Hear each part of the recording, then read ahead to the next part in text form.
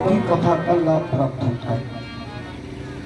कोटि जन्म समुद्र ने या करोड़ों जन्म बहुजन्म समझ तेरे भाग्योदय बहुजन्म बहुत जन्मों के जब भाग्योदय होते हैं तब भगवान की कथा सुनने का गौरव मिलता है। सबको नहीं मिलती है। मैं तो आपके यहाँ पहली बार आया हूँ। वैसे फतेहपुर जिला धर्म के मामले में बहुत आगे है। मैंने बहुत जगह कार्यक्रम किए हैं। आपके यहाँ भी बहुत अनुष्ठान होते होंगे, लेकिन अपने गांव पर ही दृष्टिपात करके देखना, कुछ लोग ऐसे होंगे जिन्होंने आज तक भगवत कथा में पंडाल में पैर नहीं रखा होगा, ये निश्चित है। कुछ लोग ऐसे भी होंगे जिन्होंने पूरे जीवन में भागवत पंडाल में पैर नहीं रखा होगा, लेकिन कुछ लोग ऐसे होंगे जिन्होंने इस गांव में ही नहीं, अगर उन्हें पता लगा होगा कि दुनिया में कथा हो रही तो वहां भी गए होंगे। कुछ ऐसे भी होंगे जो जिंदगी का कथा सुनने गए होंगे, तो उनका भाग्योदय हुआ। इसलिए इस कथा को ज्यादा सीमित अमृत से बढ़कर है। जिसमें राजा परीक्षित को श्राप लगा एकलव्य मर्यादा कक्ष के शब्द में है कि आज के ठीक 7वें दिन तक्षक नाटक का तुम्हारी मृत्यु होगी। शुक्रताल मुजफ्फरनगर जिले में वटवृक्ष की शीतल छाया में गंगा की गोद में थे परीक्षित। सुखदेव की कथा सुना रहे थे। देवराज केंद्र अमृत कलश लेकर के पहुंचे। ने कहा राजेंद्र तुम्हें मृत्यु का भय है, अमृत लेकर के आया उसे पी लो, कथा मुझे दे दो। लेकिन परीक्षित ने कहा कौन स्वथा कथा, कहा है कथा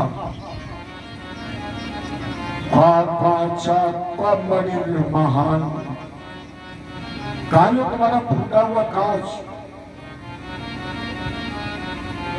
मरियों में महात्मा भागवत जी की कथा। अरे ऐसा कौन पागल होगा जो पत्थर के बदले मरी का दान कर देगा। एक पहुंचे ब्रह्मा जी के पास। ब्रह्मा जी ने कहा कम से कम ये देखो तो कि 7वें दिन का परिणाम क्या है। ब्रह्मादि देवताओं ने प्रतीक्षा की 7वें दिन सप्ताहे श्रवणे चैतत सर्वथा मुक्तदायकम।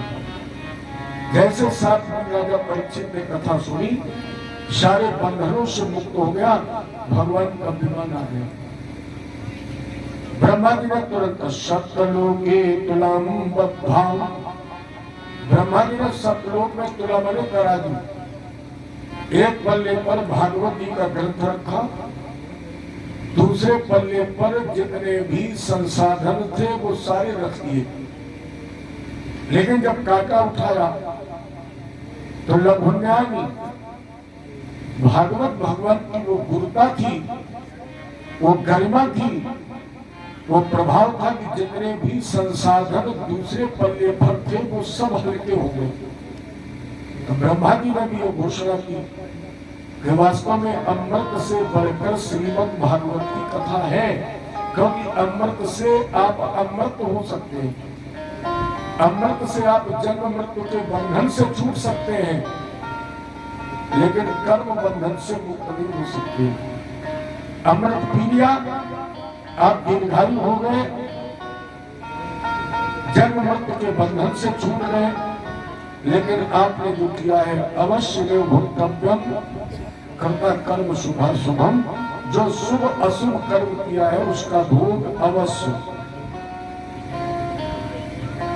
ही निश्चित भोगना पड़ेगा। बाबा भी मानस में खड़े कर में प्रधान विश्व रचिराखा, जो जस करई शुद्ध से फल छाता।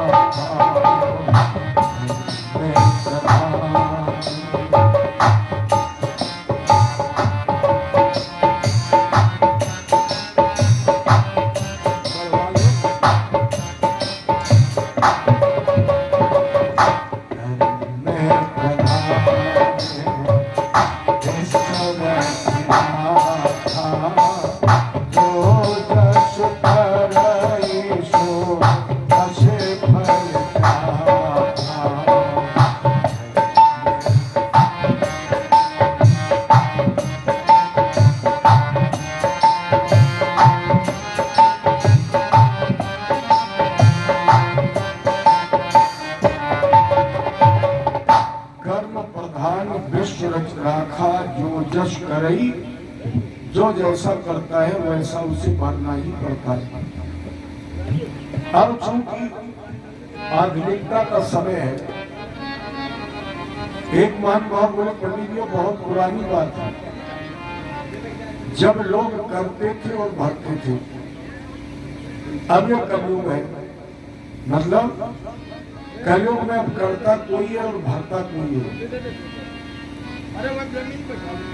पंडित जी ने कहा हमारे ग्रंथों की बात झूठ नहीं हो सकती है, जो करता है वही तो भरता है। तो सुभान भाव ने कहा कि अभी हम सिद्ध कर रहे हैं, किया किसी ने भरा किसी ने। जरा ध्यान से सुनना। एक व्यक्ति गांव के बाहर निकला, गर्मी का सीजन था, बढ़िया आम का बाग था, बढ़िया आम के पके हुए फल लगे थे। गुरु जी बताइए उन फलों को देखा किसने? पंडित जी ने कहा आंख ने, क्योंकि तो देखने का काम तो आंख करती है। अगर जिसने देखा वो वहां तक गया नहीं, गया कौन? पैर। जिसने देखा वो गया नहीं, और जो वहां तक लेकर गया उसने तो तोड़ा नहीं, तोड़ता तो हाथ है। और जिसने तोड़ा उसने खाया नहीं, और जिसने खाया उसने अपने पास रखा नहीं। माने जिसने देखा वो गया नहीं, जो गया उसने तोड़ा नहीं, जिसने तोड़ा उसने चखा नहीं, जिसने चखा उसने अपने पास रखा नहीं। तब तक बाग का मालिक आ गया और उसने पीठ में उस फल तोड़ने वाले के दो डंडे मारे। अब बताइए पीठ का क्या दोष? कोई दोष है? वो ना तो गई बिचारी, ना उसने तोड़ा, ना खाया। पंडित अब बताइए उसका दोष क्या है? इससे ये सिद्ध होता है कि किया किसी ने और भरा किसी ने। पंडित जी ने कहा बिल्कुल ठीक, लेकिन हम दावे से कहते हैं जिसने किया उसी ने भरा। क्यों? बोले डंडे जरूर पीठ में लगे, लेकिन रोना किसे पड़ा? आंख ही तो रोती है।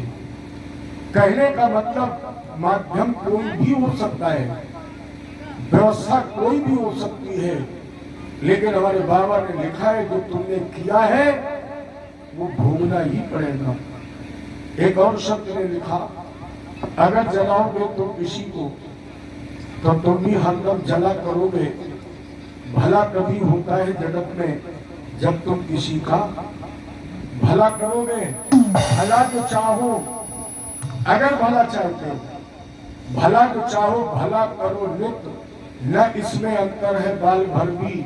न दुख दोगे अगर किसी को तो तुम भी भूला भला करोगे।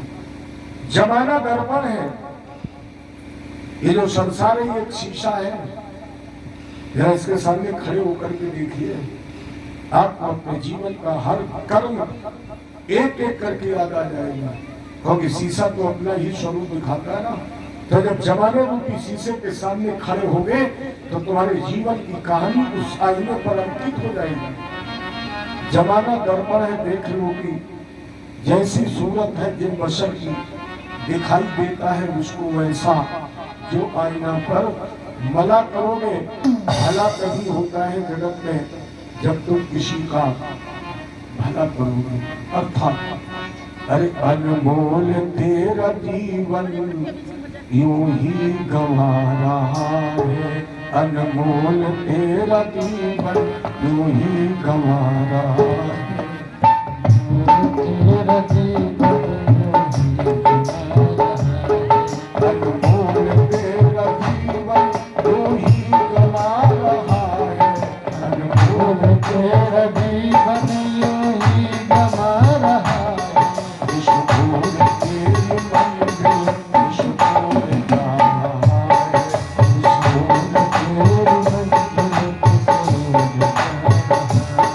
विश्वभूर तेरी मंजिल विश्वभूर जा रहा है, विश्वभूर तेरी मंजिल किस ओर जा रहा है।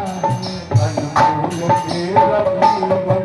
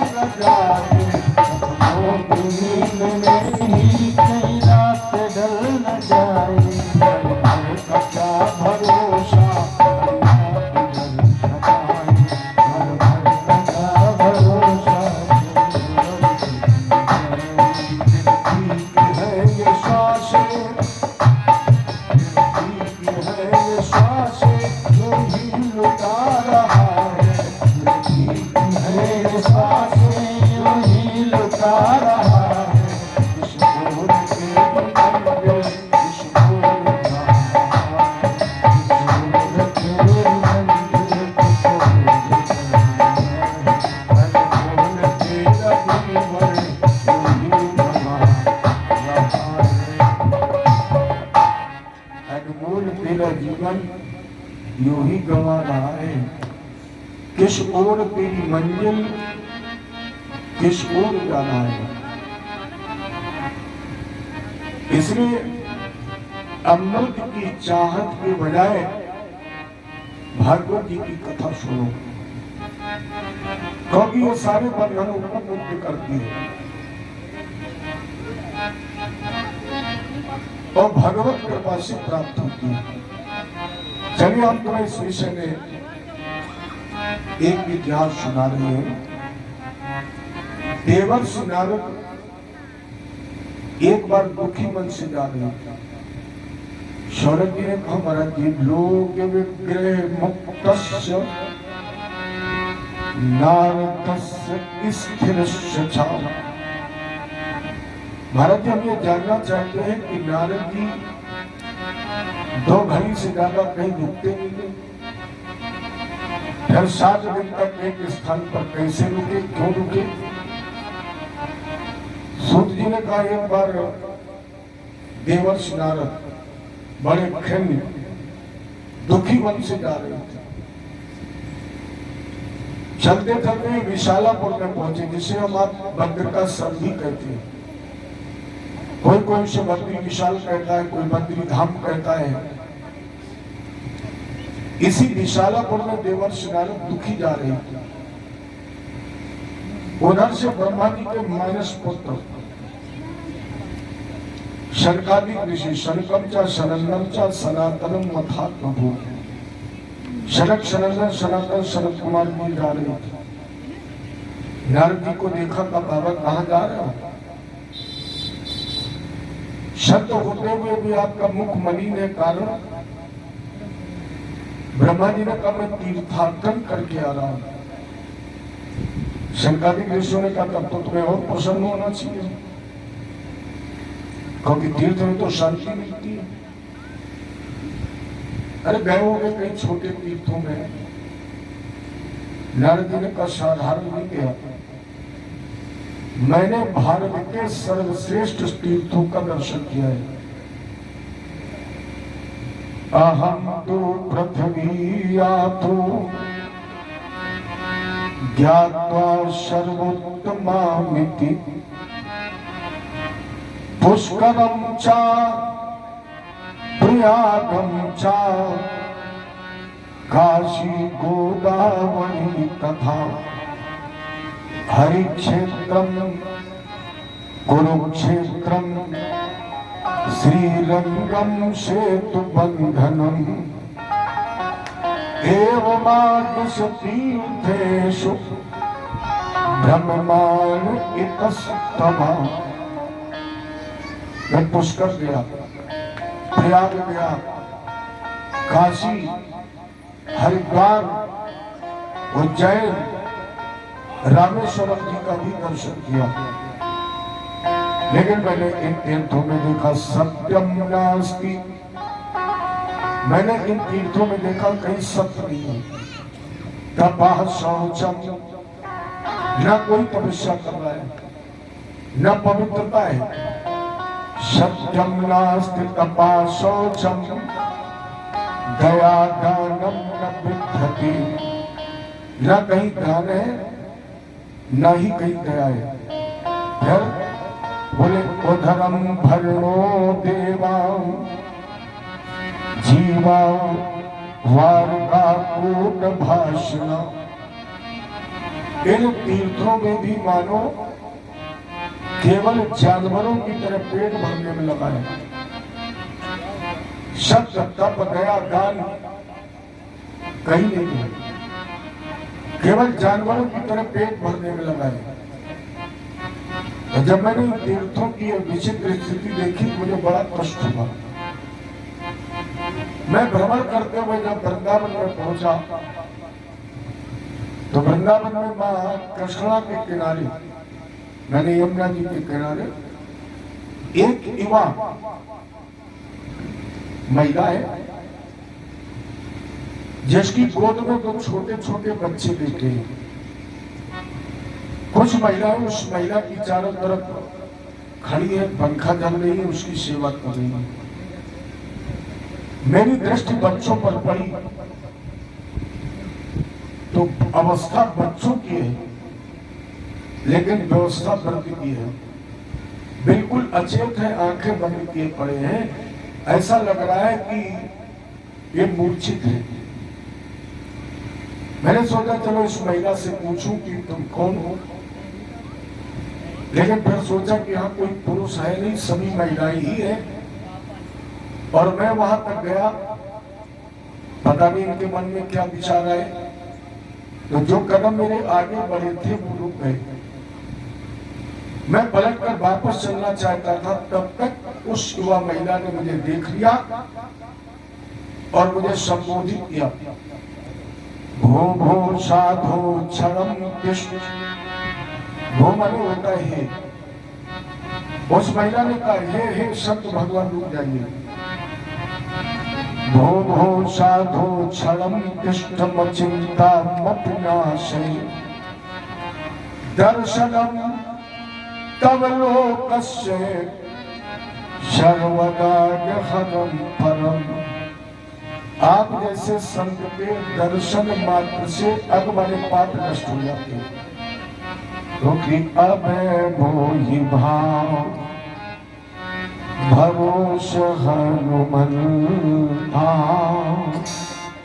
बिन हरि कृपा मिले नहीं संता।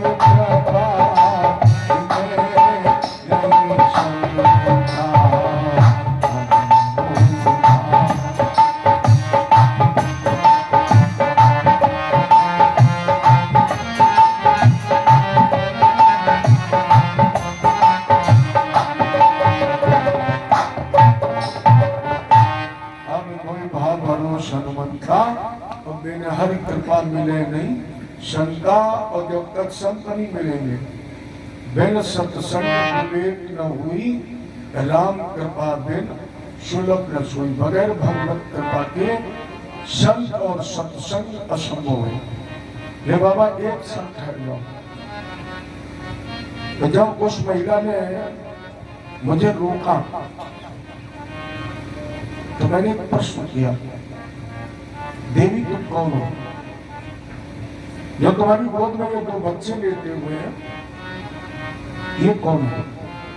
काशिकम काभिमाचिमा नार्यः कपद्मलोचना भगदेवी सविस्तारम स्वस्य दुःखस्य कारणम।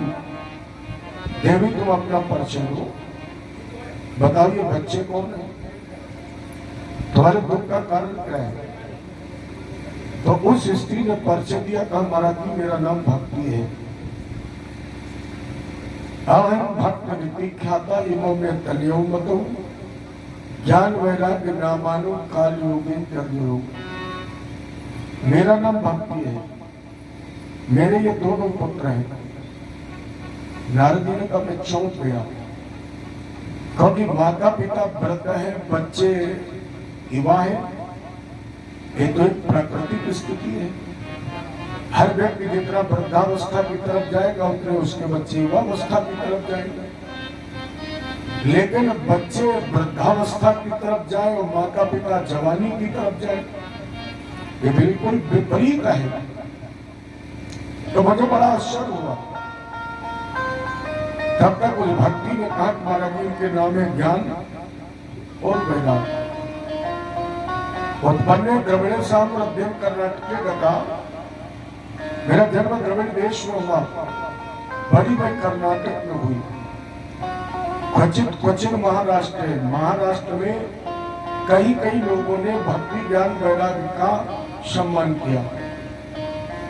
लेकिन जब मैं गुजरात पहुंची तो गुर्जरे जीविका गता, गुजरात पहुंचते ही हम तीनों वृद्ध हुए। गुजरात केवल प्रदेश नहीं है, यह गुजरात का मतलब है गुजर गई रात। कौन सी? जिसमें हमने जानवरों की तरह पेट तो भर लिया और सो गए। आहार निद्रा भय मैथुन चाहिए, शरीर मानव का मिला, केवल जानवरों की तरह पेट भर लिया। इसके बाद भोग में लग गए, सुख संसाधन जुटाने में लग गए और भजन नहीं किया। जिस रात भोजन देने वाले को हमने बधाई नहीं दी, धन्यवाद नहीं दिया, उस रात में हमारे जीवन की भक्ति वैराग्य और ज्ञान शून्य हो गए, अचेत हो गए। भैया याद रखना, हमारा ये सूत्र बहुत किया परिश्रम, हमने खूब कमाई हीरे मोती, लेकिन अफसोस है यारों कफन में जेब नहीं होती। हमारे कफन में जेब नहीं है और शमशान घाट पर कोई बैंक नहीं है। इन्हें कबीरा उतना दीजिए जामे कुटुंब समाये, मैं भी भूखा न रहूं और अतिथि न भूखा जाए। इतना ही मिल जाए ठीक है। रात में सो गए, सुबह होगी। बहुत से लोग ऐसे जिनके जीवन की सुबह नहीं होती है। सो गए माने मर गए। सबसे अच्छा जीवन क्या है? सबसे अच्छा जीवन यह है कि हमारी निरोगी काया हो, डॉक्टरों से बचे। ये मान लीजिए कि 3 से अगर आप जिंदगी में बच गए तो भगवान की बहुत बड़ी कृपा है। डॉक्टर से, वकील से और पुलिस से अगर 3 से बच गए तो भगवान की सबसे महती कृपा है। और इसके बाद शाम तक मुझे अच्छा भोजन मिल जाए, मैं जैसा चाहूं वैसा मुझे भोजन मिल जाए। और इसके बाद जब भले ही चारपाई टूटी हो, गद्दा फटा हो, लेकिन जाते जाते 5 मिनट बाद नींद आ जाए, इससे बढ़िया और कोई जिंदगी।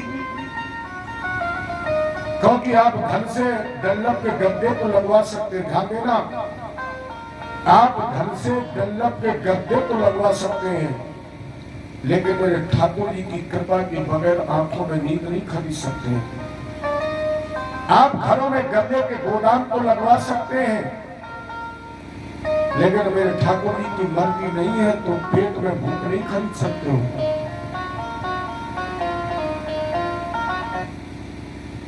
परमात्मा ने तो बहुत कुछ दे रखा है। यहाँ केवल एक कागज में ही तो तुम्हारा नाम है।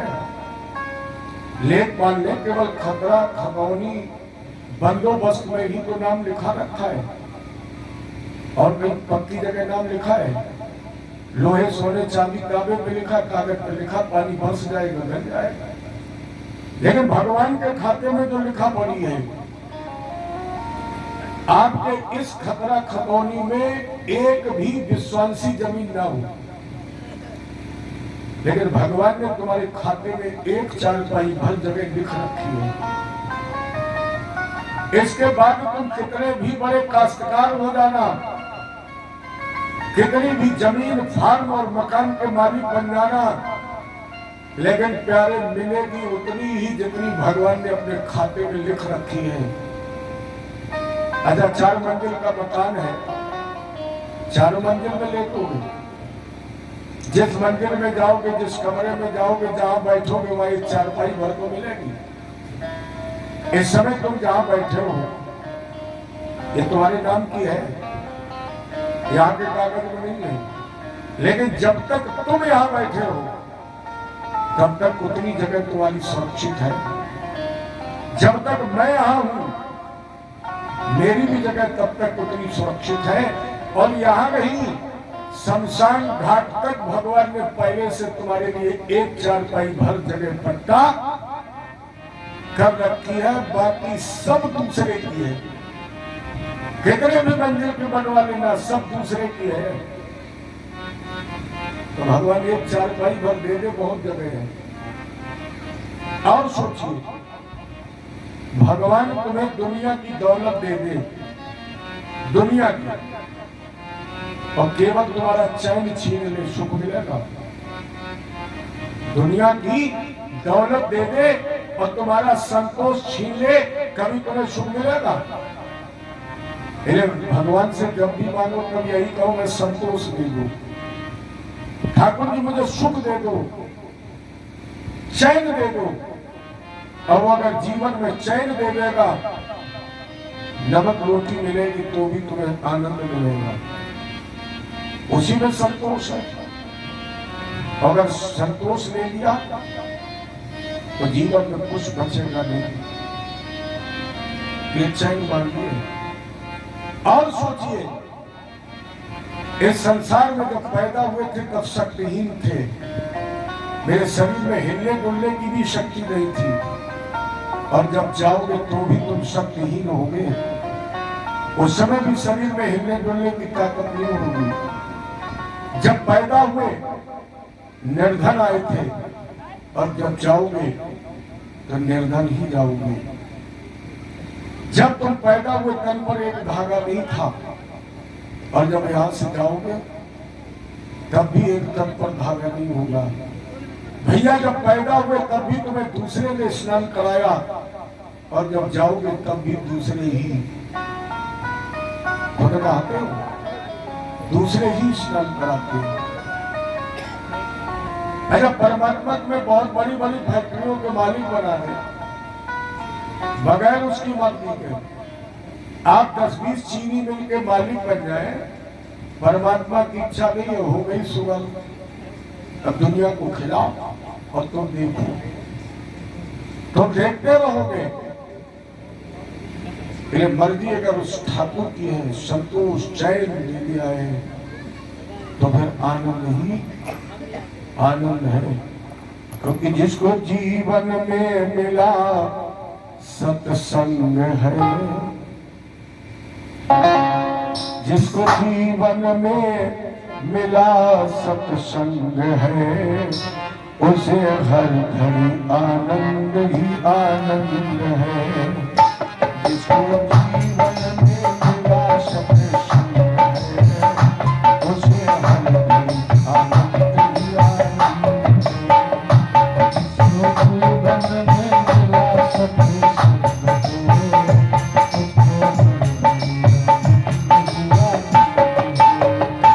जिसका हर से जोड़ा संबंध है, जिसका हर से जुड़ा संबंध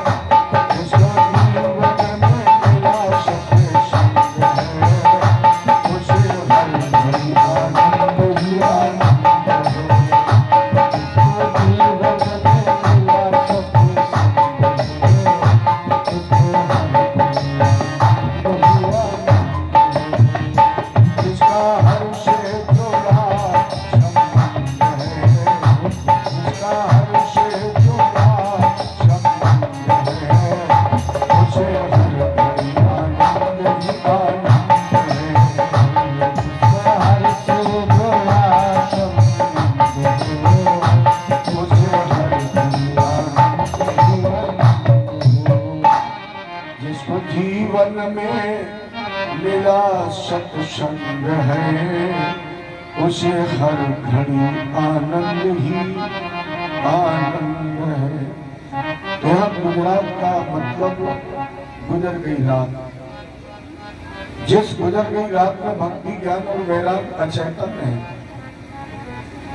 भक्ति ने कहा कि गुजरात से चलकर हम तीनों वृंदावन में आए, तो वृंदावनम पुनम प्राप्य। वृंदावन में जैसे हम तीनों ने पैर रखा तो नवीन स्वरूप बन, मेरा स्वरूप परिवर्तित हो गया, वृद्धावस्था समाप्त हो गई, युवावस्था प्राप्त हो गई। लेकिन ये दोनों पुत्र अभी भी हमारे उसी स्थिति में। नारद जी ने कहा देवी चिंता मत करो, प्रथा खेद्य से पाली, अहो चिंता तुरा कथम। देवी चिंता त्याग दो, हम तुम्हारे दोनों बच्चों को युवावस्था देंगे। नारद जी कह रहे भैया मैंने ज्ञान और वैराग्य को चैतन्य करने के लिए न जाने कितने धार्मिक अनुष्ठान किए। एक बार आंख खोल करके देखा और फिर व्रत हो गए। अब मैं विचार कर रहा था कि मेरे पास जितने भी संसाधन थे मैंने उन संसाधनों का तो उपयोग कर लिया, अब क्या मुझे करना चाहिए। तो एक गगन गिरा हुई आकाशवाणी कि तुम सत्कर्म करो। तो मैं दुखी मन से सत्कर्म की तलाश में ही जा रहा हूं।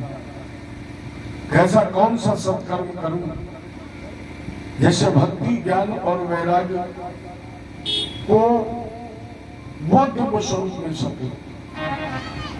शंकादिक ऋषियों ने कहा अगर सत्कर्म करना चाहते हो तो देवर्षि इदम भागवतम नाम,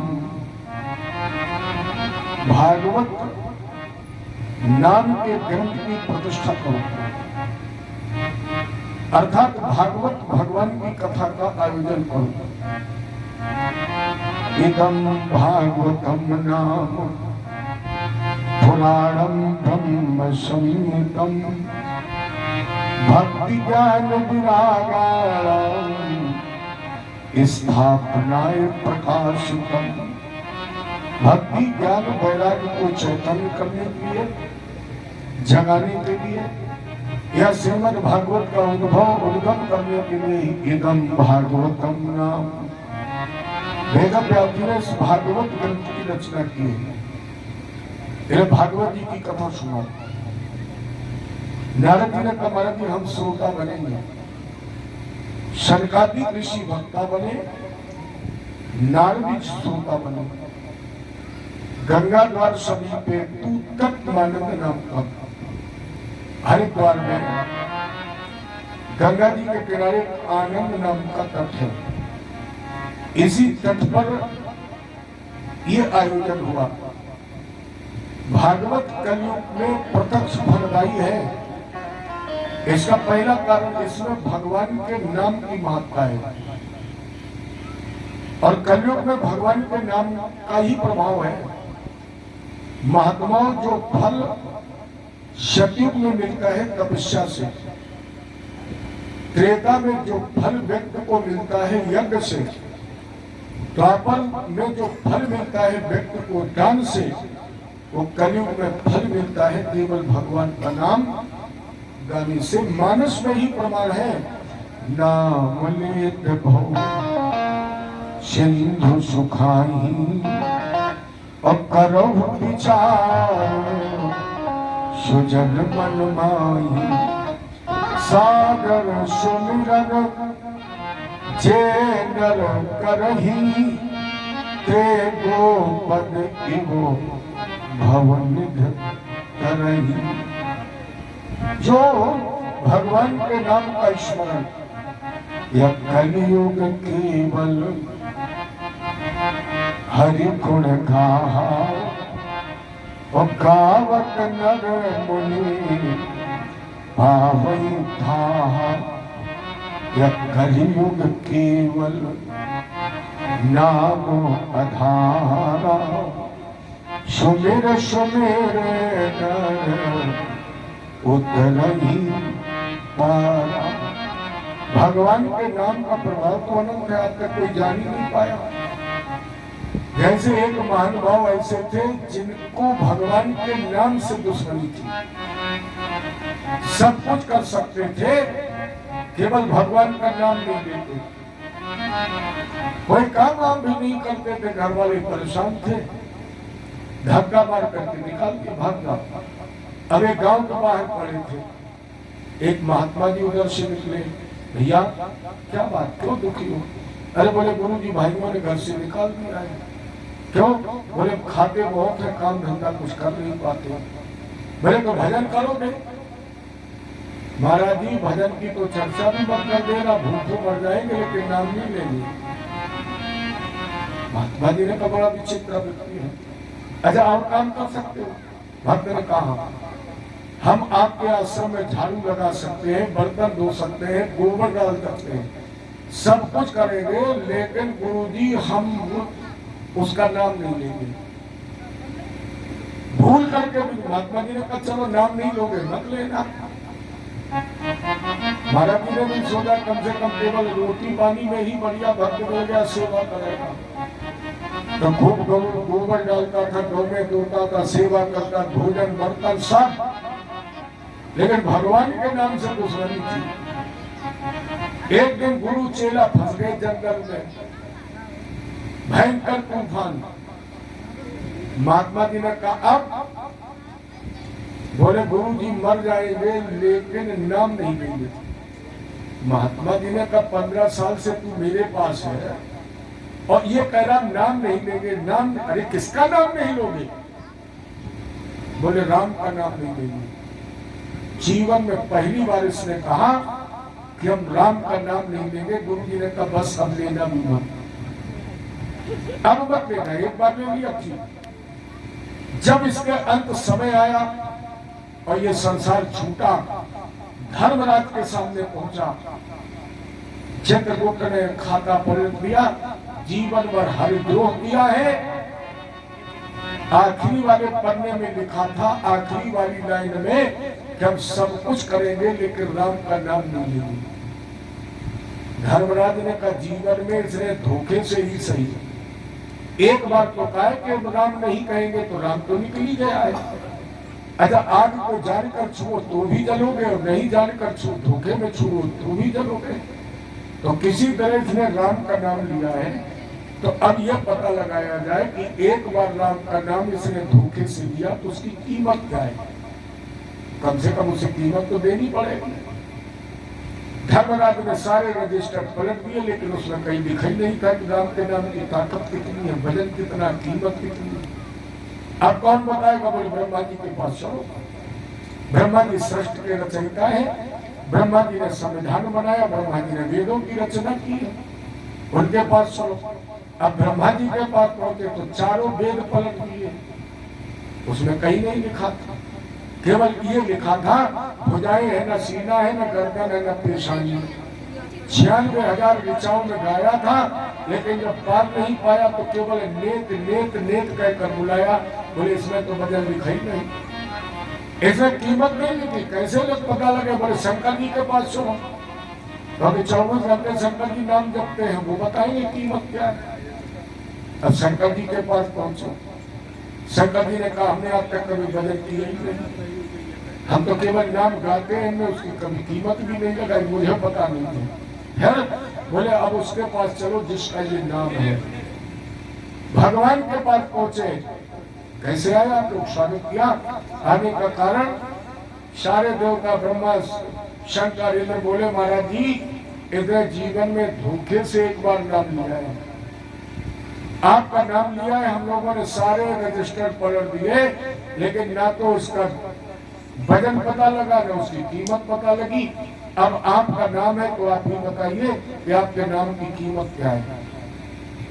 भगवान के पास भी जितनी लिखा पड़ी थी सब पलट दिया। कुछ नहीं मिला। हाँ, बाबा की एक चौपाई जरूर मिल गई। कौन? और उस चौपाई का भाव क्या था? भगवान भी इस धरा पर आए।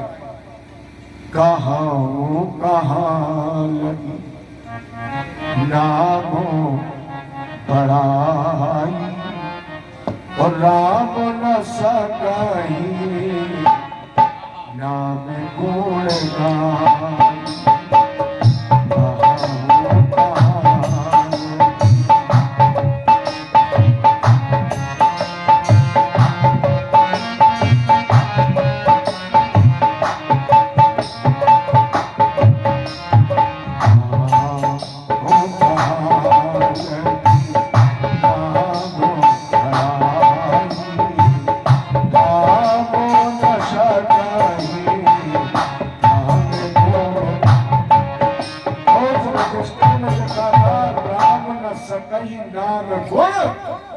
गाई। अगर भगवान भी चाहे तो अपने नाम का गुण, भगवान भी चाहे तो अपने नाम का प्रभाव, भगवान भी चाहे तो अपने नाम की कीमत नहीं बता सकते। अगर यहाँ की कीमत का निर्धारण नहीं हुआ तो सारे देवता वापस चले और उसको पकड़ लिया, चलो मेरे साथ। भगवान बोले इसको तो तब ले जाना जब इसकी कीमत पता लग जाए, तब तक हमारे पास जमा कर दो। तब तक ये मेरे पास रहेगा जब तक तुम मेरे नाम की कीमत ढूंढ करके नहीं लाओगे। मेरे कहने का मतलब धोखे से ही सही, एक बार उसने भगवान का नाम लिया तो वो कभी वापस आएगा, क्योंकि भगवान की कीमत कभी होगी नहीं निश्चित। एक बार धोखे से नाम लिया तो भगवान के धाम में निवास करने का उसे गौरव मिल गया। निर्धारण कभी होगा नहीं, वापस कभी आएगा नहीं।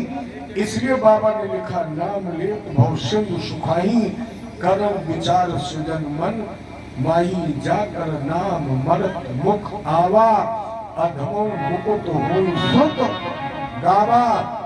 एक बात और ध्यान रखना, राम के हाथ से जो मरा है उसके करने में संदेह है।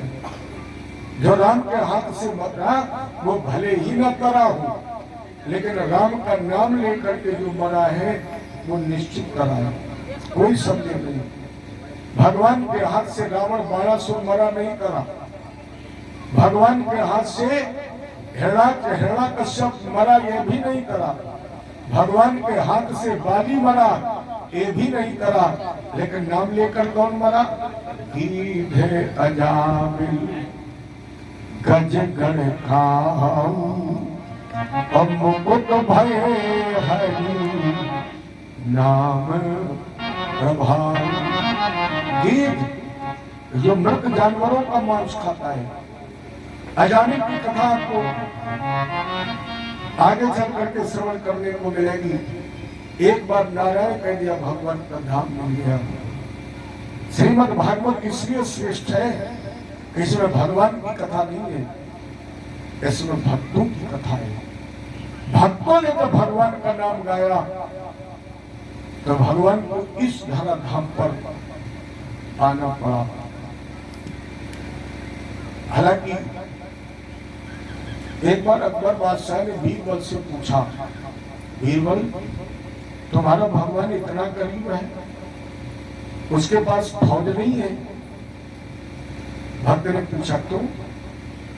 अकबर ने कहा कि अगर तेरे भगवान के पास फौज होती, पुलिस होती, तो व्यक्ति पर कष्ट आता तो फौज भेज देता, पुलिस भेज देता, कहता मदद करो, वो खुद दौड़ा क्यों आता?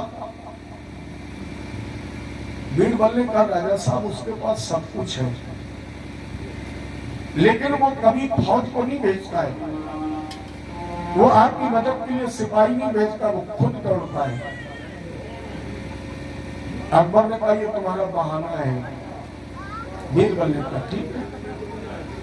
और बीरबल ने क्या किया, चुपचाप अकबर के बेटे का एक मोम का पुतला बनवाया, क्योंकि बीरबल जल्दी हार को मानते नहीं। बढ़िया मोम का पुतला बनाया जो दूर से देख नहीं। सारी व्यवस्था 4 घंटे के बाद। जय जय श्री इतना जोर से आप लोग मत बोलिए कि पड़ोसी सुन ले। बिल्कुल धीरे धीरे बोलना, ये अच्छी बात है। धीरे बोलोगे तो दूसरा नहीं सुनोगे तो तुम चाहोगे कि हम अकेले सुन ले, पड़ोसी ना सुने। अरे भैया ऐसा मत करिए, तुम सुनो, पड़ोसियों को ज्यादा सुनाओ। जय जय श्री। हम तो जानते हैं फतेहपुर में सिंह रहते हैं, ज्यादातर इतने धीरे धीरे बोलोगे तो हमारे साथी कहेंगे मेरी समझ में सिंह नहीं सब सियार है। आइए प्रश्न पर। दूर से देखा जा के लगता था कि अकबर का बेटा है, बिल्कुल हूबहू। और बीरबल ने वो पुतला बनवाने के बाद अपने रथ की डिग्गी में चुपचाप रख लिया। एक दिन उसी रथ पर अकबर और बीरबल दोनों बैठे यमुना जी के किनारे किनारे जा रहे थे। जहां यमुना जी बहुत गहरी थी, बीरबल ने रथ रोक दिया, राजा थोड़ा पैदल चला जाए। और जैसे अकबर बादशाह रथ से उतरने लगे, बीरबल ने डिग्गी खोली, पुतला निकाला और अकबर बादशाह को दिखाकर जब तक वो कुछ समझ पाते वो पुतला यमुना जी में फेंक दिया। जैसे यमुना जी में फेंका, अकबर बादशाह भूल गए और उस बच्चे को बचाने के लिए यमुना जी की तरफ भागे। बीरबल ने कहा जहां पना, कहां जा रहे हो? तुम्हारे पास बहुत फौज है, बहुत सेना, अकेले क्यों भाग रहे हो? अकबर बादशाह ने कहा पागल हो गए हो, जितनी देर में फौज और सिपाही को बुलाएंगे इतनी देर में मेरा बेटा डूब करके मर जाएगा। बोले जिस तरह तू भागता है उसी तरह मेरा भगवान भी भागता है। उसे भय लगता है कि हम अपने भक्त को बचाने के लिए फौज पुलिस सिपाही को बुलाएंगे, तब तक मेरे भक्त को रोना पड़ेगा, कष्ट होगा। इसलिए जब भगवान कष्ट देखते हैं अपने भक्त को, तो जिस तरह तुम भाग रहे हो उसी तरह मेरा गोविंद भी अपने भक्त को बचाने के लिए भाग खड़ा होता है। कितना प्रेम करता है। अब यहाँ एक विषय और है। आज जो कथा होती है, महीनों लोग तैयारी कराते हैं, पर्चे बंटवाते हैं, पीले चावल दिलाते हैं, बुलौआ लगवाते हैं, शोभा यात्रा। लेकिन नारद जी ने जिस कथा का आयोजन किया है उसमें कोई व्यवस्था नहीं है। फिर श्रोता कहां से आ गए?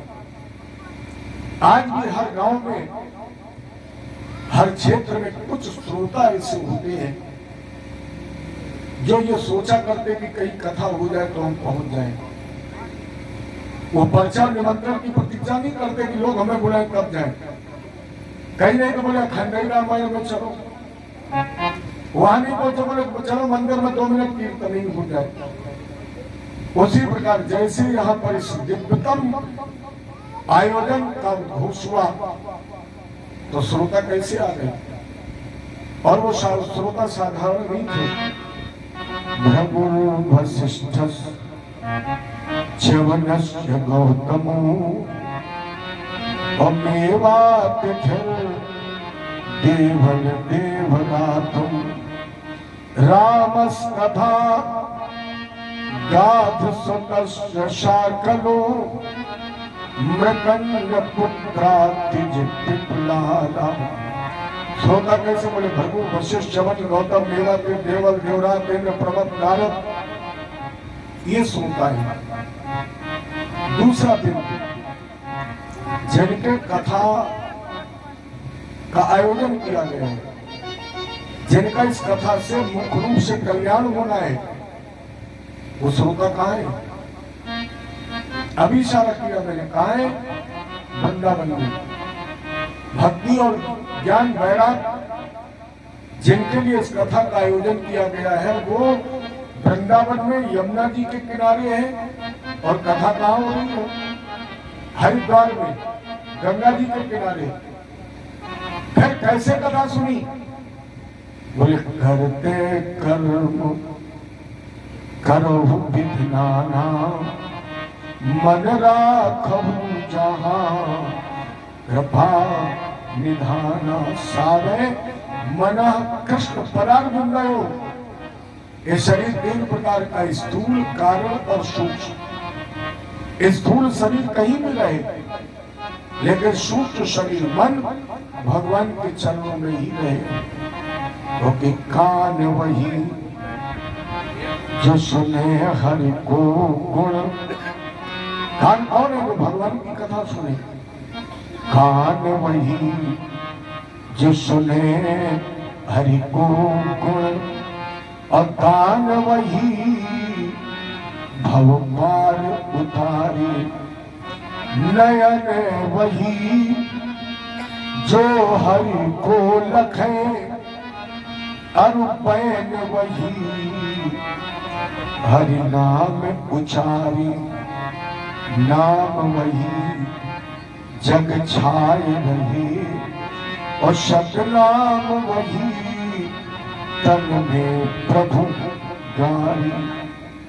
मन भगवान के चरण कमलों में लगे। अथवा मुखे पवित्रम यज्ञराम नामम। मुख कौन पवित्र है? मसाला खाने वाले, तंबाकू या बीड़ी पीने वाले। आपके शरीर में कोई ऐसा अंग है जिससे कोई अच्छी वस्तु निकलती हो? गहराई से सोचकर बताइए, आपके शरीर में कोई ऐसा अंग है जिससे सुगंधी निकलती हो, जैसे कोई अच्छी वस्तु निकलती हो? शरीर के हर अंग से केवल दुर्गंधी ही निकलती है। आंख, कान, नाक सबसे दुर्गंधी। लेकिन मुंह एक ऐसा अंग है, लेकिन मानव ने उसे भी अशुद्ध कर रखा है। एक अंग है मुंह, दुर्गंधी तो निकलती है, लेकिन इस मुख से दुर्गंधी को भी आप सुगंधी के रूप में बदल सकते हैं। मैंने वाणी अगर आपके पास अच्छी है, वाणी अगर आपके पास अच्छी है, लेकिन अपने वाणी बोलने का समय का देखो, भक्ति से धोखा करते हैं। एक खत्म नहीं हुई, बोले भैया मसाला है। कितने अच्छे लगते मसाला वाले बताऊं? आपने रामलीला देखी है? राम लक्ष्मण रात के 8 बजे मसाला का प्रयोग करते, देखो कितना सुंदर लगते। और सवेरे जब मसाला खत्म होता देख लो तो पलटी हुई जाए। रात में कितने अच्छे लगते, लोग कमाई लुटा देते हैं, मसाला लगा ना मुंह में, और जैसे सवेरे मसाला खत्म, फिर वो देखो कितना अच्छा है। इसकी सुंदरता केवल पान खाने से नहीं है। मसाला तंबाकू कुछ लोग कहते छूटती नहीं है। अरे भैया बीड़ी मसाला छोड़िए, एक दिन शरीर छूट जाएगा, तब कहोगे नहीं छूटता है। एक एक छोड़ते रहो तो शरीर छूटने का भय नहीं लगेगा। छोड़ने इतना छोड़ो जीवन में कि छोड़ते छोड़ते तुम्हें छोड़ने का अभ्यास हो जाए, और इतना अभ्यास हो जाए कि जब नारी छूटे उसका भी दर्द ना हो, और जब शरीर छूटे तो भी उसकी कोई पीड़ा। इतना छोड़ने का अभ्यास कर लो कि जब एक दिन परिवार छूट जाए तो उसका भी तुम्हें दुख ना हो। और लोग कहते छूटती नहीं, जबकि तुम्हें कोई पकड़े नहीं है। तुम सबको पकड़े हो, कोई तुम्हें पकड़े नहीं। भीड़ देखा 2 उंगलियों के बीच में कैसे दबाई हो, छूट न जाए। तो मुखे पवित्रम यज्ञराम नामम, हृदय पवित्रम यज्ञ ब्रह्म ज्ञानम, हस्तौ पवित्रम यज्ञ पिंड दानम। हाथ कौन पवित्र है? जैसे दान किया जाए, जैसे भूखे को भोजन कराया जाए, वो हाथ पवित्र है। जिससे गाय को ग्रास किया जाए, जिन हाथों से अतिथि का संस्कार किया जाए, जिन हाथों से गुरु के चरणों का भोजन प्राप्त किया जाए, वो पवित्र है। अर्थात मन रखिएगा, भगवान की कथा है। जैसे 7वें दिन कथा का विश्राम हुआ, उस पंडाल में एक दिव्य प्रकाश उत्पन्न हो गया। बनमाली घनश्याम दीपवासा मनोहरा कांची कलाप रुचरोल शन मुकुट कुंडला। ऐसे सातवें दिन कथा का विश्राम हुआ।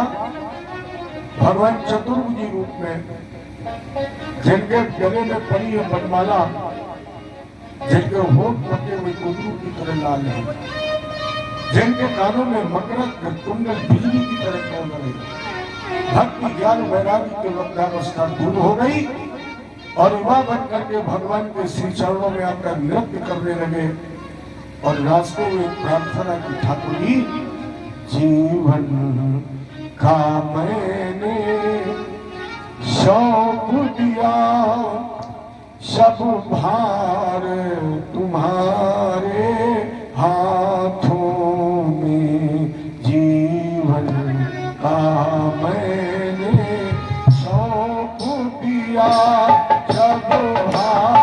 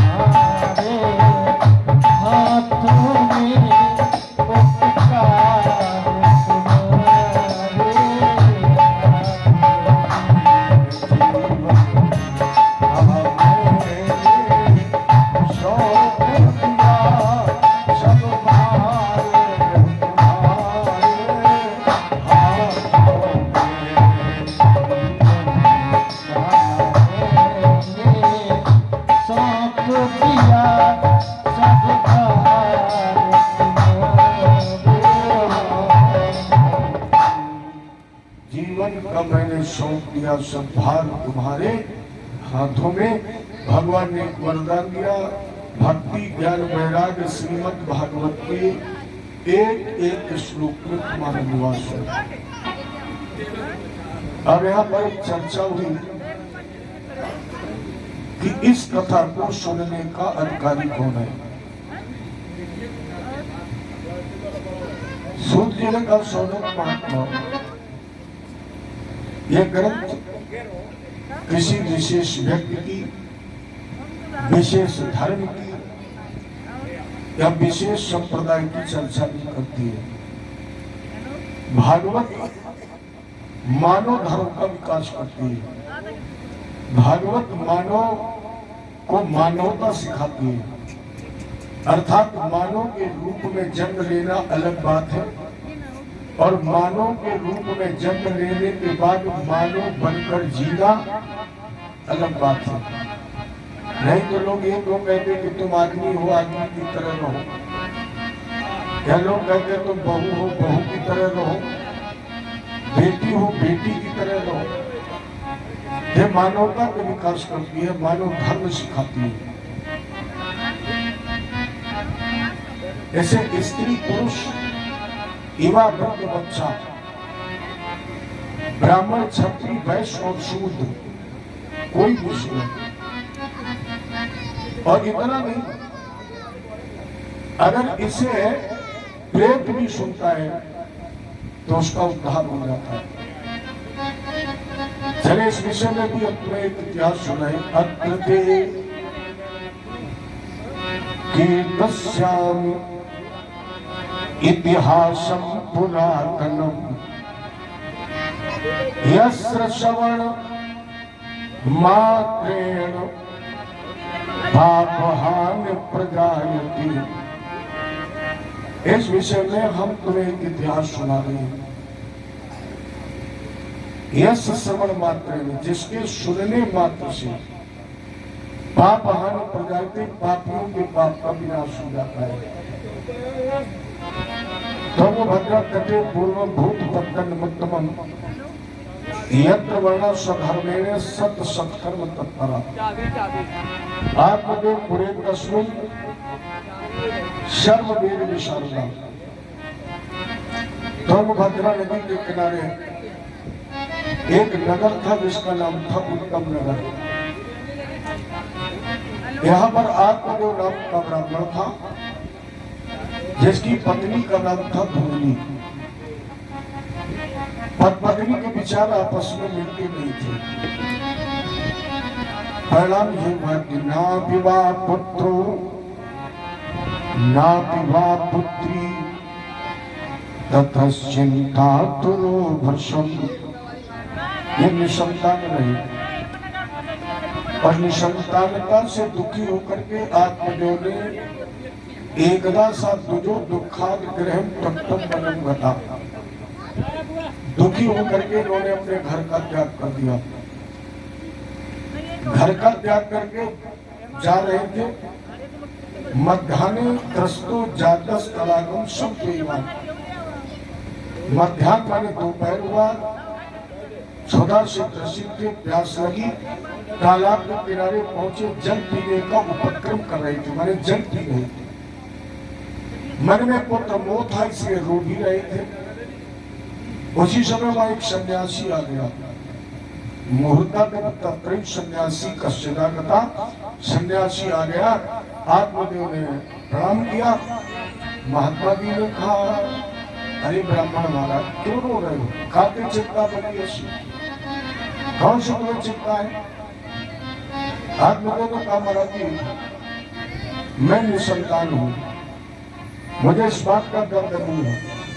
फिर दर्द किस बात का है?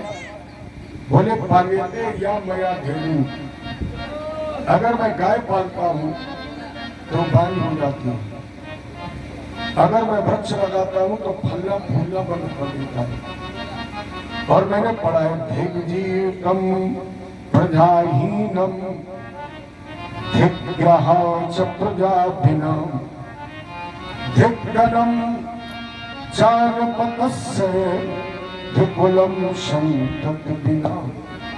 महाराज जी मैंने ये सुना है कि वो राजा का जीवन क्या है जिसके राज्य में प्रजा ही ना हो। अच्छा आप विचार करो, नदी बहुत विशाल हो, खूब लंबी चौड़ी हो, पानी एक बूंद ना हो, वृक्ष बहुत हो लेकिन उसमें ना फूल हो ना फल हो, गृहस्थ आश्रम अच्छा हो लेकिन आंगन में खिलकारियां ना हो, तो पूर्व पापों संचितम, क्या पूर्व जन्म के पापों का संचय आज प्रकट हो गया है? सन्यासी ने कहा पहले बताओ कि तुम बच्चे का करोगे क्या? करे आत्मा तो विद्वान हो, तुमने तो बहुत कुछ पढ़ा लिखा सुना है, तो तुमने ये भी पढ़ा होगा कि धृतराष्ट्र के कितने बच्चे थे? 100, एक भी बचा? अच्छा, आप लोग जानते होंगे सगर के कितने थे? सगर के 7,000 थे। लेकिन हन्य काम पाप इति खत सहस्त्राणि, कबीर की क्रोधाग्नि से जलकर भस्म हो गए।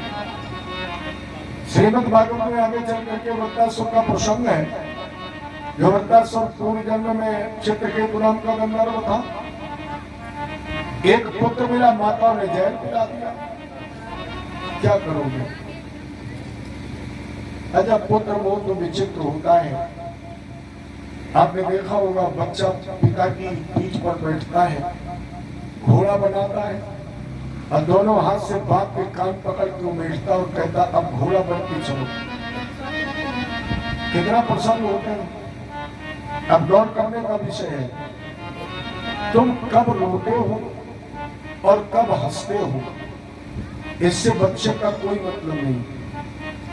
बच्चे ने तो केवल मारना सीखा है, मारने के लिए ही आया है और लोगों ने उसे पैदा भी मारने के लिए किया है। जैसे किसी बुजुर्ग से पूछो क्या करोगे बेटे, तो तुरंत उत्तर देगा पंडित जी कम से कम मर जाएंगे तो खोपड़ी में लाठी तो मार दूंगा। और जब तुमने उसे खोपड़ी में लाठी मारने के लिए ही जन्म दिया है तो थोड़ा बहुत मरने के पहले भी मार देता तो क्यों रो रहे हो? अच्छा, हमारी बात पर गौर करना। जब बच्चा माँ के गर्भ में होता है तब वो क्या करता है? मारता ही तो है। जब माँ के पेट में होता है तो बच्चे लाते मारता है, और जब माँ के पेट में लाते मारता है तो माँ भी प्रसन्न होती है, पति को बताती है, वो भी प्रसन्न, माने जिसको भी पता लगता है वो प्रसन्न होता है। और बच्चे का जन्म हो जाए और बाबा की गोदी में खेलता तब क्या करता है? मैंने बच्चा जिसकी भी गोद में खेलेगा तो लाते ही तो मारेगा। तो पेट में था मारा तुम हंसे, गोद में खेला उसने मारा तब हंसे, तो थोड़ा बड़े होके मार देता तो तुम क्यों रो रहे हो? वो तो अब नहीं काम कर रहा है। और तुम मर जाओगे तो भी उसको मारेगा ही। तो वो केवल अपना काम कर रहा है, मारना। भगवान करे जब तुम्हारा मन हो जाए तो मारने से रोने लगो, और जब मन हो तब हंसने लगो। वो अपना काम कर रहा है, वो केवल इसीलिए आया। लेकिन आत्मदेव ने कहा गुरु जी, बांझ स्त्री से पूछा जाए पुरुषों का दर्द क्या होता है, तुम नहीं बता सकती, तो आप क्या जाने पुत्र का मोह क्या होता है। सन्यासी को दया आ गई, एक फल दे दिया का जाओ अपनी पत्नी को खिला देना, तो एक पुत्र प्राप्त हुआ। आत्मदेव ने वो फल लिया, अपनी पत्नी धुंधली को दिया। अब धुंधली सोच रही कि मैंने अगर ये फल ग्रहण कर लिया 9 मास का गर्भ धारण करना पड़ेगा। और मैंने सोचा देखा है कि माँ जब गर्भवती होती है तब वो न भोजन कर पाती है, न सो पाती है, न खा पाती है, न लेट पाती है। ऐसे पुत्र से हमें क्या देना है? या मैं गर्भवती हुई, कमरे में कहीं बैठी हुई और आग लग गई तो मैं तो जल जाऊंगी, भाग भी नहीं पाऊंगी। यही सोच रही थी, तब तक इनकी बहन जी आ गई, परिणाम स्वरूप फल गाय को खिला दिया। समय आने पर बहन के पुत्र को मंगवाया। इस रहस्य को आत्मदेव नहीं जानते। आत्मदेव आचार्य बोले पुत्र धुंधकारी नाम मात्रा प्रतिष्ठतम। विद्वानों ने इसका नाम रख दिया धुंधकारी। 3 महीने का हुआ तो संत ने का जो फल गाय को ग्रहण कराया था, प्रवासे निर्गते चात सधेनु सुस्मेर्वकम, उस फल से भी गाय ने एक बच्चे को जन्म दिया। सर्वांगम सुंदरम दिव्यम निर्मलम कनक प्रभम, जिसका एक एक दिव्य था, निर्मल पवित्र था, सोने की तरह आभा निकल रही थी, सारा शरीर मानव का था, कान गाय के थे, से विद्वानों ने इसका नाम रख दिया गोकर्ण। गोकर्ण पंडितो ज्ञानी धुंधकारी महाखला, गोकर्ण विद्वान था, धुंधकारी मूर्ख था, जड़ था, उद्दंड था। कितना अपराधी था कि किसी अंधे व्यक्ति ने पूछा धुंधकारी मैं रास्ता बता दूंगा, तो धुंधकारी उस अंधे व्यक्ति का हाथ पकड़कर कुएं के किनारे खड़ा करता और कहता तब सीधे चले जाओ। बेचारी दिखाई पड़ता नहीं तो कुएं में गिरा देता, और जब अंधे व्यक्ति को कुएं में गिराता था तो ताली बजा के हंसता था। बच्चों को पेड़ पर चढ़ा देता तो फिर पीछे से डाल हिला देता। बच्चे खेल रहे हो तो सर लड़ा देता। देखो, कपूत से निपूत अच्छा है। आपको कपूत की प्राप्ति हो, इससे अच्छा जीवन भर निपूत रहे अच्छा है। क्योंकि निपूत व्यक्ति कभी कभी रोता है, कभी कभी रुलाता है, लेकिन घर में अगर कपूत पैदा हो जाए तो जीवन में कोई ऐसा छड़ाता जब ना रोना पड़े। एक बार जमाने 4 बीघा बेच के करा नहीं पाई, फिर हवाला के अंदर कभी इस पड़ोस से शिकायत, कभी उससे शिकायत, 24 घंटे रो। तो आप लोगों ने भी सोचा इस कपूत से मैं निपूत रहता तो अच्छा था। एक गोकर्ण के पास पहुंचे का बेटा, अब मेरे कल्याण का कोई उपाय बताओ, मेरा उद्धार कैसे हो। मैंने जान लिया कि अपना कोई नहीं है। गोकर्ण का पिताजी, व्यक्ति का कल्याण उसी दिन हो जाता है जिस दिन उसको ये ज्ञान हो जाएगा कि इस संसार में अपना कोई नहीं है, उसी दिन कल्याण हो जाएगा। हम फंसे तो तभी तक है जब तक ये कह रहे कि मेरा है, ये हमारा है, जबकि ये न तेरा है और न मेरा है, यह केवल रैन बसीरा है। पिताजी जिंदगी में हजारों का मेला जुड़ा, हंस जब जब उड़ा कब अकेला उड़ा।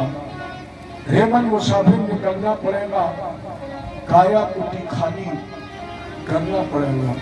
पिताजी देह अस्थमा शुरुधिर अभिमत तुच्छतम अजाया सुता दिशु ममता विमंचई पश्यानिशम जगदिगम क्षणभंग निष्ठा वैराग राग रस को भव भक्ति निष्ठा।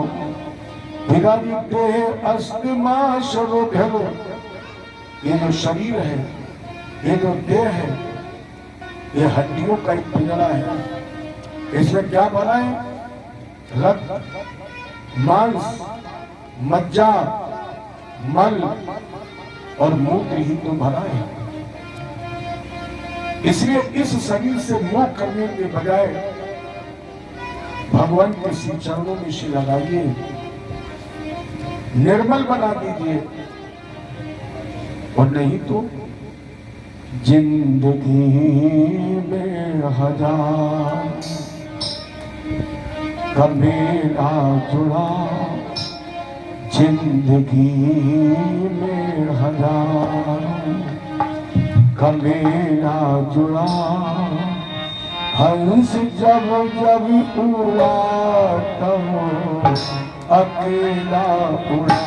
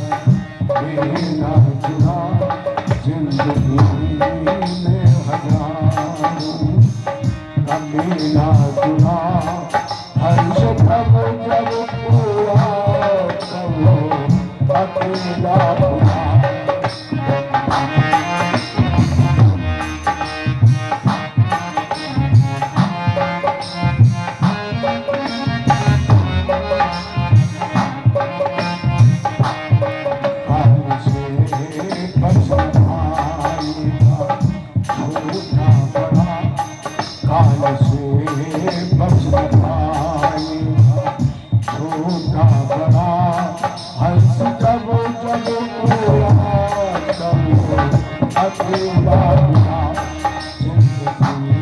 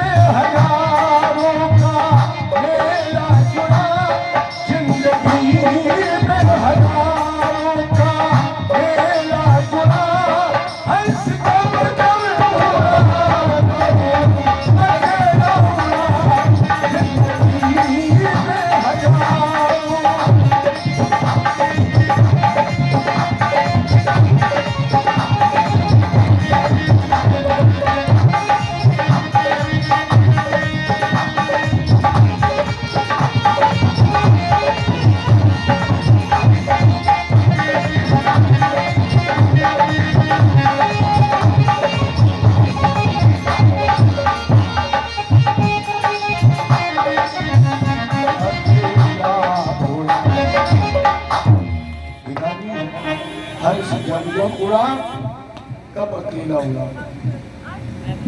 गोकर्ण का ये सुंदर संदेश मान करके आत्मदेव ने श्रीमद् भागवत के 10वें स्कंद का पाठ करते हुए भगवान की गति प्राप्त की।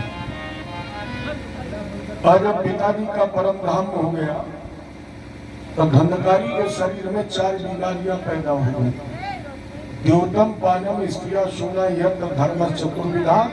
अब ये जुआ खेलने लगा, शराब पीने लगा, वेश्यागानी हो गया, चोरी डकैती कत्ल करने लगा। और जब सारा धन नष्ट हो गया तो इतने माँ से कहा मुझे चाहिए धन। अब धुंधली रोने लगी, कहा बेटा अब धन कहाँ है, जितना था वो तो तुम सब ले गए। अरे इतना अविवेकी हो गया था कि पितृ पर देते जननी ताड़िका भृशम वित्तम तिष्ठत ब्रूह हनिस्या लब्धया नचीत। विवेक ही नहीं रहा, ऐसे धन नहीं मिला तो उसने अपने माँ धुंधली को लातों से पीटा। अरे धुंधली ने देखा कि मेरा बेटा ही मुझे मार रहा है तो ये कुएं में कूद गई। कुएं में कूद करके उसने अपने प्राणों का त्याग कर दिया।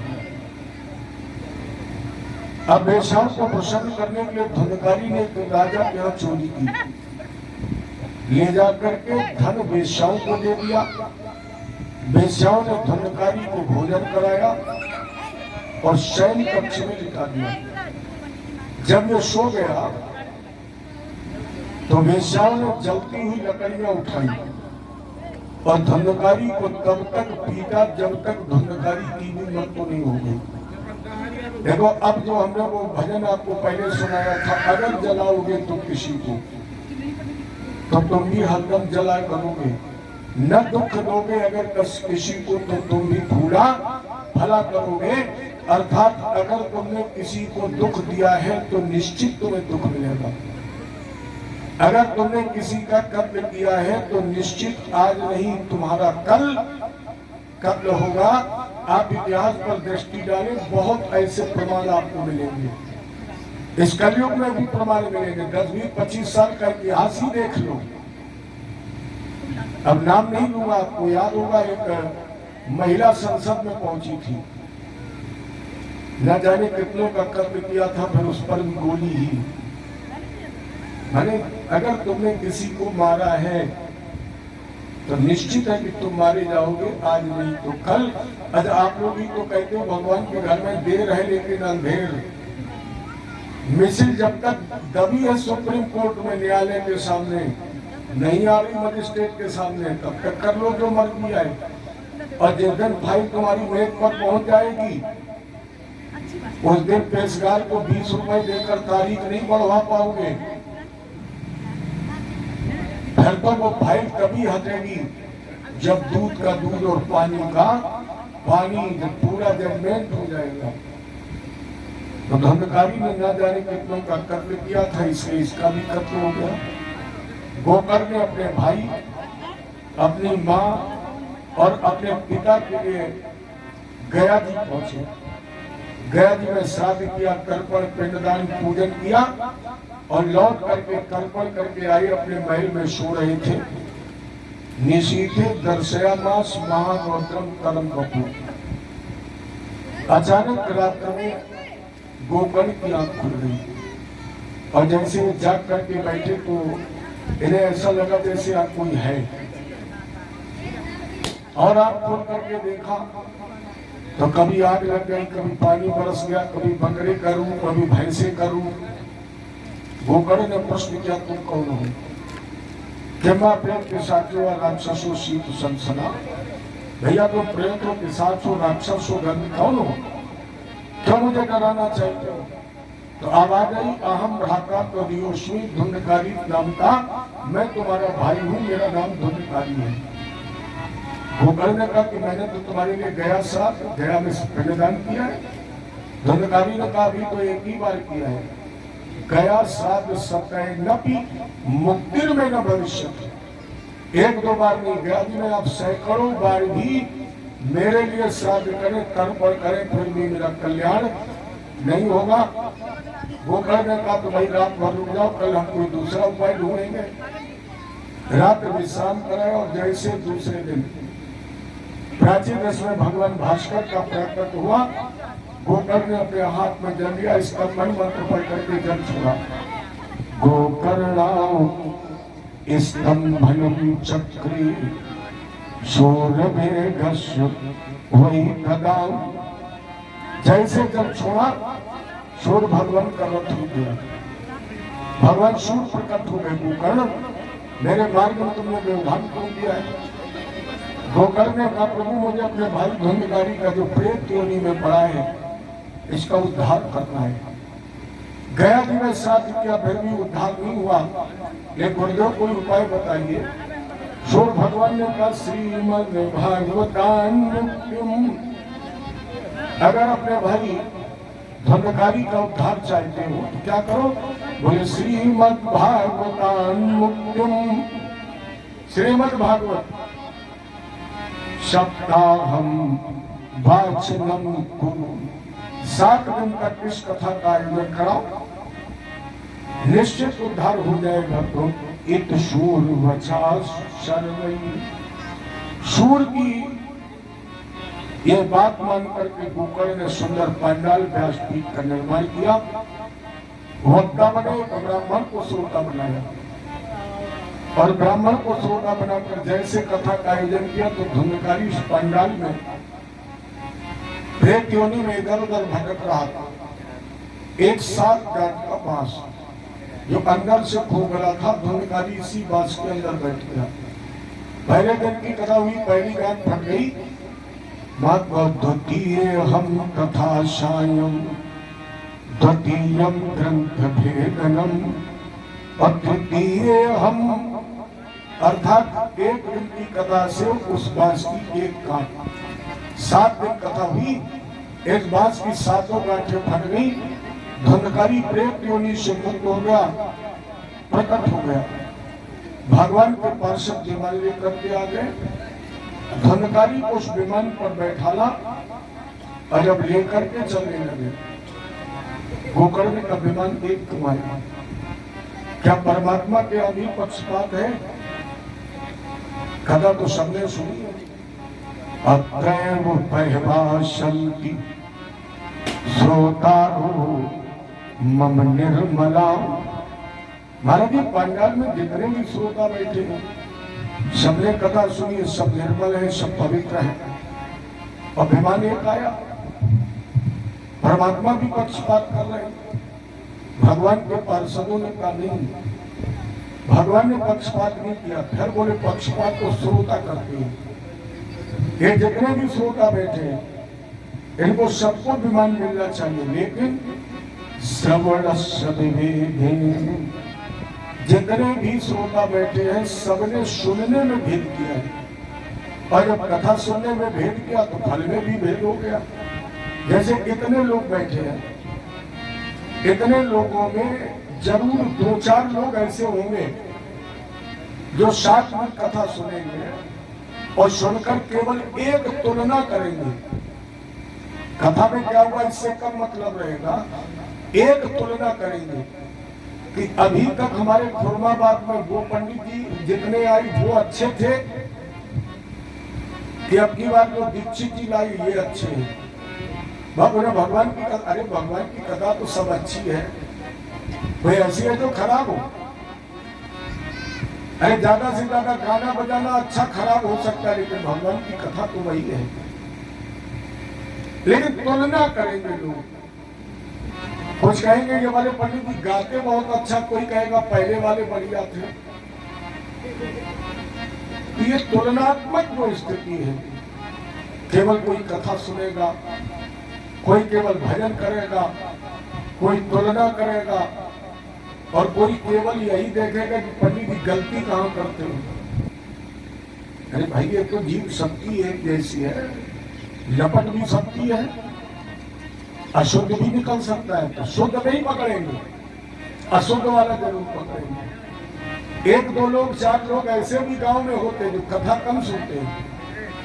शाम को पर्ची लेके पहुंचे, पंडित जी बताओ सुदामा जी के बाप मातारी को नाम कहा। माता, अरे हमारे पास तो एक बार मैं बैंकपुरी में कथा कह रहा था, मराठी पत्र लेकर आए, उसमें लिखा था गुरु जी ये बताइए कि राम जी किस दर्जी का सिला हुआ कपड़ा पहनते थे। अरे हमने जब प्रश्न सुना तो हमें भी बड़ा अटपटा लगा। तो एक बड़ा फेमस टेलर था A1, हमने कहा भैया एवन टेलर का सिला हुआ पहनते थे। बोले गुरु जी हम कैसे मान ले? हमने कहा कतई मत मानो, तुम बताओ तो हम तुम्हारी मान लेंगे। अरे या तो तुम हमारी मानो और तुम हमारी नहीं मान रहे तो भाई तुम बताओ, हम तुम्हारी मान लेंगे, हमें कौन सा खर्चा लगा था?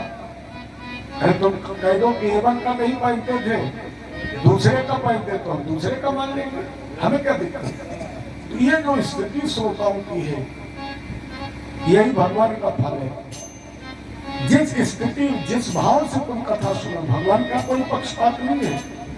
अगर आप सभी लोग एक भाव से सुनेंगे कि भागवत जी की कथा है, ये भगवान की कथा है, मुझे इससे कल्याण प्राप्त करना है, तो सबका फल एक होगा।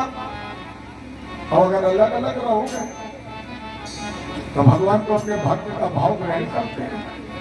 तुम यहाँ बैठे हो ये नहीं देख रहा है, क्या देख रहा है? तुम बैठ कर यहाँ कर क्या रहे हो? वो ये देख रहा है कि तुम यहाँ बैठ कर क्या रहे हो।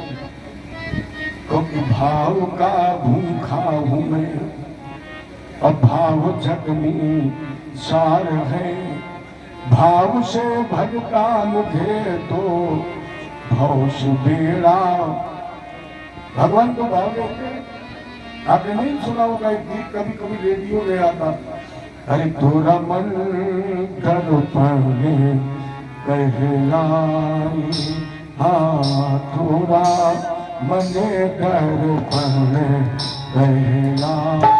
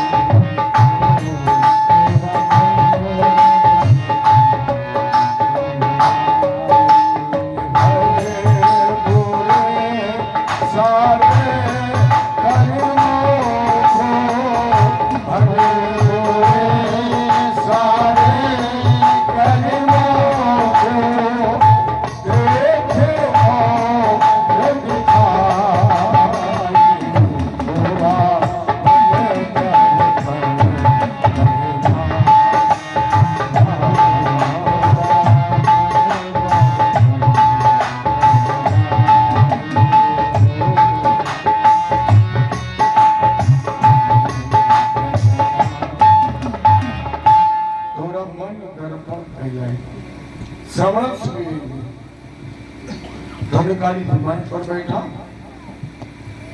धन्य भागवती वार्ता प्रेत पीड़ा विनाशिनी।